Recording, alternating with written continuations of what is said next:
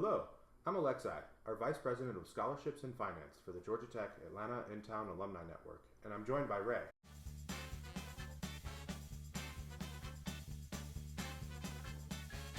Hi, I'm Ray Perez, Georgia Tech class of 2002, and this year's Scholarship Selection Committee co-chair. I want to thank you for helping us decide where our scholarships will be distributed. This year, we had 218 students apply for our scholarships, all of whom are from local in-town schools and are joining Georgia Tech this fall. The first part of this process is to have our board members from the Atlanta Intown Alumni Network and donors like you review the applications across 4 criteria to determine which students should go to our interview round. The 4 categories are academic achievement, writing ability, unique perspective, and extracurricular involvement. By now, you should either have a PDF or Excel file that has each applicant's standardized metrics like their GPA, SAT, or ACT, their answer to why their major and Georgia Tech specifically, and 1 Common App essay, the topic of which will vary from student to student. If you're using the Excel file, each row represents a unique applicant. After reviewing the provided information, you will give the applicant a score from 1 to 10 in each category for a maximum possible score of 40 points. You're welcome to use any whole number from 1 to 10. Those scores will then be combined with scores from other evaluators, and the top applicants will be advanced to the next round. To help you determine an applicant's score in each category, we have created a rubric. The rubric should be attached to the email with your applicants and the link to this video.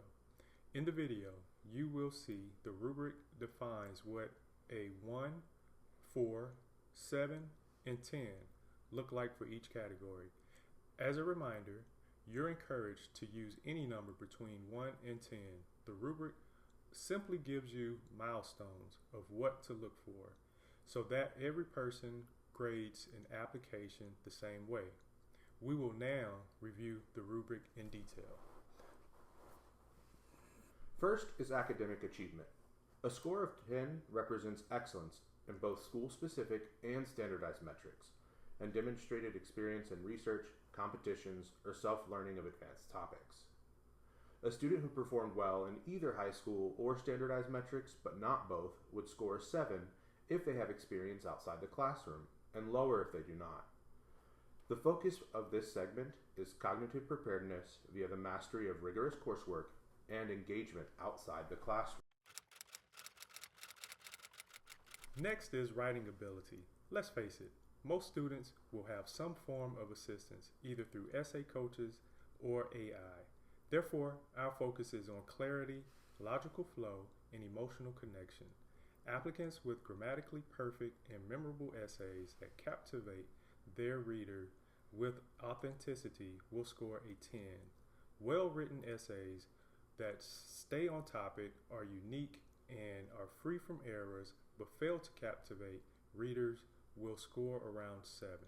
Essays that could apply to any student should be scored at around 4 or lower.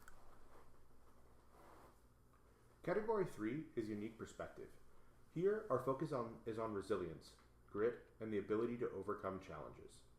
Sometimes, students will reference some element of diversity, equity, inclusion, or belonging throughout their essay to help illustrate this point. While this can help develop a unique perspective, it is certainly not the only way. Other examples include noteworthy involvement in a unique set of clubs or coursework from a different university. A 10 in this category is awarded to applicants who can pinpoint something specific that shapes their worldview and demonstrates an ability to use their perspective to solve problems or help others. Conversely, an applicant who has a specific challenge and outlines how they overcame it, but not how that's going to have an ongoing impact, would score a 7. An essay that merely references a challenge and the applicant's response to it without much of a "so what" would be considered approximately a 4. Finally, extracurricular involvement. Emphasis is placed here on leadership, team building, and collaboration.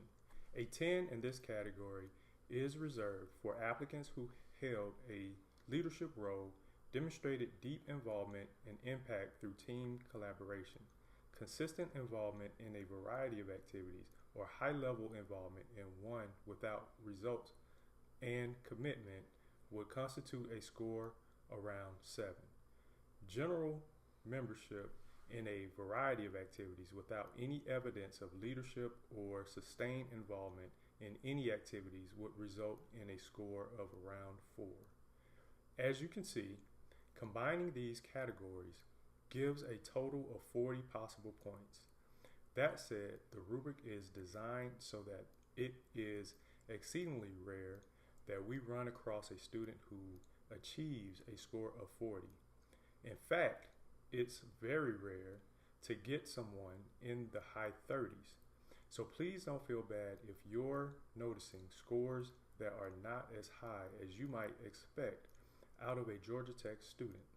The rubric is also designed for students to score at varying levels across different categories. You may find yourself giving a low score in one category and a 10 in another for the same applicant. That is normal. As we close out this introduction to our process, I want to reiterate how thankful we are that you are joining us in this process. The Intown Network Scholarship awards over $20,000 a year and is one of the largest alumni-directed scholarships at Georgia Tech. The gratitude of recipients, all of whom grew up in our community, is hard to put into words. Lastly, as you join us, we encourage you to take a moment to marvel in the accomplishments of the next generation of Georgia Tech students, and they haven't even graduated high school yet. Thanks again for being invested in the Georgia Tech community, and go Jackets!